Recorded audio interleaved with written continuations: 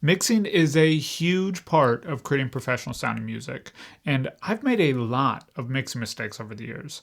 So today I want to share with you my top mixing mistakes and what I've learned from them so you can avoid them and start making better sounding music today.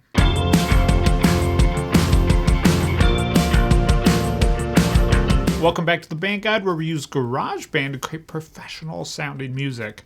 I'm your band guy, Colin, and before we get into my mixing mistakes, I have something really exciting I want to share with you.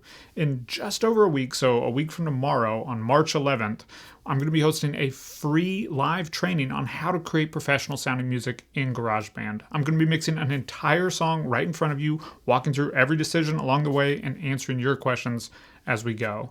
You'll learn how to get your vocals to sit right in the mix, my favorite trick for super punchy present drums, and just generally how to create a big, full, wide, professional sounding mix. I'll be teaching all of this in GarageBand, but even if you don't use GarageBand, it's going to be really helpful because ultimately it's about how you use what you use more than what you use. The principles of mixing are the same in any DAW. So there's a link in the description below where you can sign up. It's completely free, but you do have to sign up to attend. So be sure to sign up. It's going to be awesome. March 11th, completely free live training on how to create professional sounding music in GarageBand. Sign up at the link in the description below, and let's go ahead and jump into mixing mistakes we all make. Mixing mistake number 1, focusing too much on one element or sound. Our ears fatigue over time, so if we focus for a long time on one sound, the snare drum, the vocal, the bass guitar, eventually we're going to be doing processing that's making it different because that's new and exciting to our ears, but not because it's what the source actually calls for. We're making it different, but not necessarily better. It's basically inevitable that we're going to end up doing too much, which is actually mistake number 2, doing too much. Mixing is not about making it sound different. It's about highlighting the good, minimizing the bad, making everything fit together and fit the vibe and the feel of the song and the recording. But when we start mixing and get afraid that our mix isn't going to sound good enough, then we start just trying to make it sound different. I call this fear mixing, and it ultimately is going to kill your mix. You'll end up doing too much EQ, too much compression. You're going to zero in on individual elements, trying to make them sound different because we think different is going to be better, but different is just going to be different. So if you took the time in the recording process to get the recording that you think is the best recording you could get, the best tone you could get, the best take you could get, then have confidence in that. If we do too much, the final product is going to sound overprocessed and unnatural. The key to mixing is making subtle, small changes that add up to a professional sounding result, which makes mistake number 3 kind of hilarious. Doing too little. This one messed me up for a long time. I was really afraid of overdoing it. There's that fear mixing again. And so instead, I would never break going over 3 decibels on an EQ or compressing more than 4 decibels on any source. These are helpful guidelines, but they're arbitrary as rules. When I started viewing these as a starting point and not being afraid to do more when necessary, my mixes improved tremendously. Mixing should be subtle, but you should think of it as do as little as you can, but as much as you need to. Mixing mistake number 4, not taking breaks. I cannot stress this one enough. You need to take breaks. You can't just have sound blasting at your ears constantly. If you're wearing headphones right into your ears are going to fatigue. They're going to stop hearing frequencies quite as well. Over time, you're going to start doing more fear mixing because you're getting frustrated and you're getting confused and you're really zeroing in on one element. This really goes back to mixing mistake number 1, zeroing in on one element. If you take breaks, it helps force you to get out of that. So don't think that you're just going to not ever focus in on one element too much. The secret is to have a plan to take breaks at specific points so that you can keep recalibrating, keep getting used to listening to your mix again, keep listening to it with fresh ears, fresh perspective, and that's really going to help you out. And a plan to break you out of that and force you to take breaks, because we all have fun when we get mixing, so you need something to pull you out of that. The secret is to have a plan.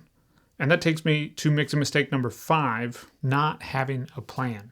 You can't just aimlessly stumble through a mix. Let's say you stumble on a good mix, that's great, but how are you going to do that again in the future? If you don't know exactly what you did and how you got there, how are you going to make a great sounding mix the next time? You don't just want to make one good sounding mix and your next one sound terrible. So you need to have a plan. And a plan has a lot of benefits to it. For one, you can schedule in breaks. You can know where in the mixing process you're going to take breaks to help reset your ears, recalibrate your ears. You can, of course, take more breaks if needed, but having them scheduled in is going to help you out. It also helps prevent fear mixing and just gives you a clear path on exactly what you need to do to create a great sounding mix. The key here is having this plan when you're not mixing so that there's no fear involved. You just have the sound knowledge that if you do these things, go through these steps, apply these tools, your mix is going to sound great. In my experience, you need two plans. One plan for your general mixing process, like my 6-step checklist to a pro mix that just walks through all the components that all professional mixes have and how you can use them to create professional sounding music in any DAW, even GarageBand. It has breaks scheduled into it, so it's going to help that component as well. If you don't already have it, be sure to grab it from the link in the description below. And two, a plan specific to your song, the one you're working on right now, your music. Create a plan before you start mixing. And this might not be like a 1, 2, 3, 4, do these in this order type of plan, but it could be here are all the things I want to get done in this mix. I want the bass to have a little bit more low end. I want the vocal to be more up front in the mix. I want the drums to hit harder, punch a little bit harder. You can create a plan so you know what you're going for, what is going to get you to where you're happy with your mix, and then you can figure out what tools you need to get there. Little hint, it's probably EQ, compression, and reverb and delay. That's probably it. So how do you create this plan? Well, do the static mix if you're following my 6-step mixing process. Even if you're not, get just a volume and panning balance first. Then put a limiter on your master track to make it louder. I've done a video on that. I'll link to that up here. And export it out and send it to yourself and take it to where you normally listen to music, whether that be your AirPods or in your car or on a Sonos speaker, wherever you typically listen to music. And now this next part is going to sound scary, but it shouldn't. More on that in the next video.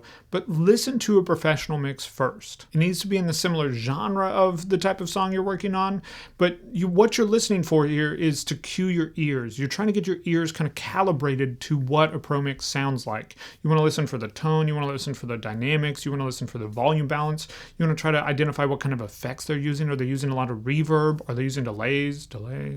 And then you need to quickly switch to your static mix. It's not going to sound as good.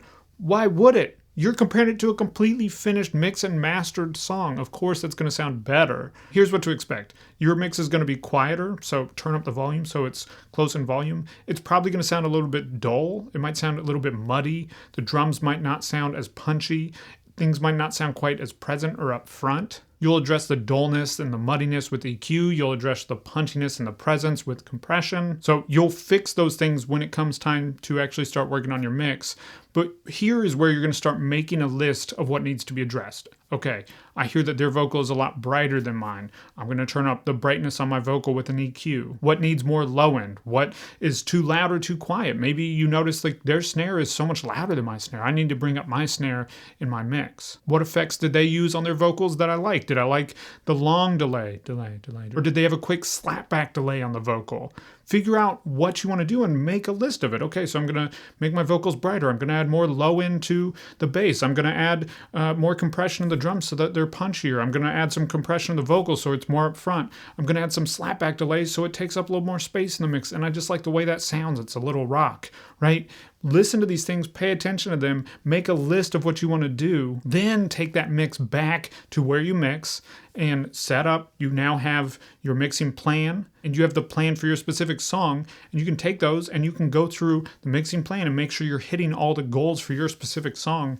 And when you finish that, you know you've made a mix that you're proud of. Now, you might still need to do some revisions, but you have had a plan and you've attacked this from the start with a way that's intentional and not just random. This is going to get a better final mix, and it's going to allow you to repeat this process in the future. And if you want to see me doing this live in real time, come to my free training on March 11th. There's a link in the description below where you can sign up. I'm going to go through an entire mix live with you, walking through everything I'm doing, answering your questions along the way. It's going to be awesome. It's going to be really, really fun. You're going to learn a lot. How to get your vocals to cut through in the mix, how you get your drums to be super punchy. It's going to be really, really fun. Be sure to sign up at the link in the description below. Even if you're not using GarageBand, it's going to be worth your time because it's more about how you use what you use than what you use. Before we go, I want to hear from you. Was this helpful? Do you struggle with any of these mixing mistakes? Let me know in the comments below. And be sure to come back next week for part 2. If you like this video, be sure to like, comment, subscribe, and I'll see you next week in part 2.